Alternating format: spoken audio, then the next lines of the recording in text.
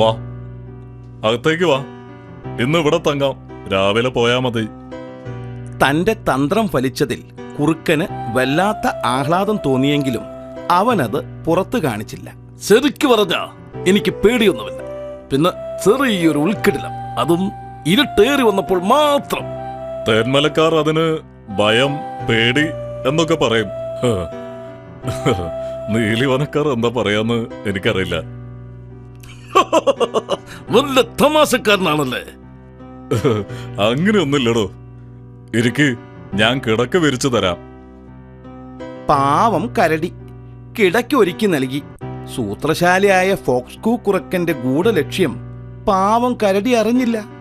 അവൻ അവിചാരിതമായിട്ടല്ല കരടിയുടെ വീട് തിരഞ്ഞെടുത്തത്. അവന്റെ ലക്ഷ്യം മഴക്കാലത്തിനു മുമ്പ് കരടി ശേഖരിച്ചു വെച്ച തേൻ മുഴുവനും തട്ടിയെടുക്കുക എന്നതായിരുന്നു.